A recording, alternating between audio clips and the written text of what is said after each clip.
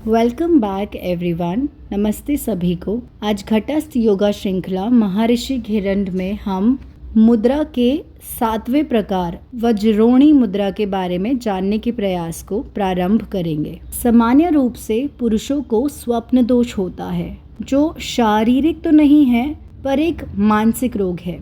जब किसी व्यक्ति का अपने मन की विचारधारा और भावना पर नियंत्रण नहीं रहता और कामुक विचार मन में आते हैं, वासनापूर्ण विचार निद्रा के समय आते हैं, तब उनका प्रभाव इंद्रियों पर पड़ता है और इसी प्रभाव के कारण स्वप्न दोष होता है। और यह शारीरिक रोग नहीं है, लेकिन फिर भी कहा जाता है कि जब हमारी इंद्रियां कमजोर रहती हैं, विशेषकर प्रजनन इंद्रियां, तब मानसिक उद्वेग का प्रभाव इन इंद्रियों पर पड़ता है और वीर्य को शरीर से बाहर निकालता है।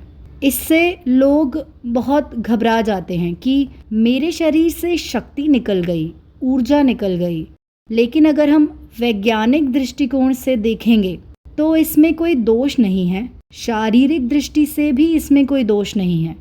दोष हमारे मन में है, दोष हमारी अपराध की भावना और संस्कार में है, जिन्हें हमने दबाया है, जिन्हें हमारे माता पिता ने बचपन से दमित किया है। लेकिन जब शरीर के भीतर एक प्रतिक्रिया शुरू होती है, तब शरीर से ज्यादा मन प्रभावित होता है और हमारे मानसिक विषाद, चंचलता और उत्तेजना की स्थिति प्राप्त होती है।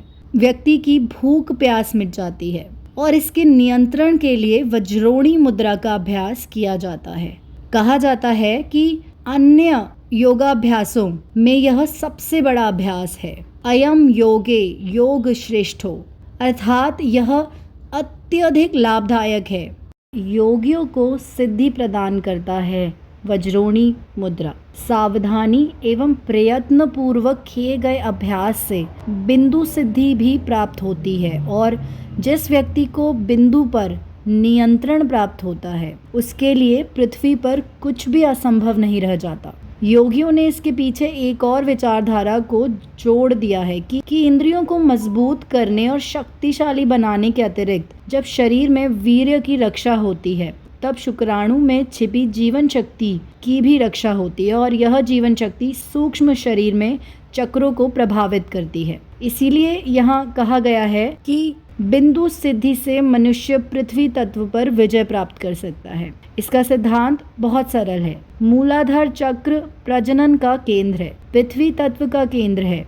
सामान्य अवस्था में मूलाधार चक्र की शक्ति बाहरी शक्ति का रूप लेती है। मूलाधार चक्र की शक्ति का स्खलन होता है। जब इस शक्ति की रक्षा की जाती है तो सूक्ष्म शरीर में यही शक्ति ऊर्जा का रूप लेती है, प्राण का रूप लेकर कुंडलिनी के जागरण में सहायक सिद्ध होती है। इसलिए आसनों में भी इसका उल्लेख ब्रह्मचर्य आसन के नाम से किया गया है।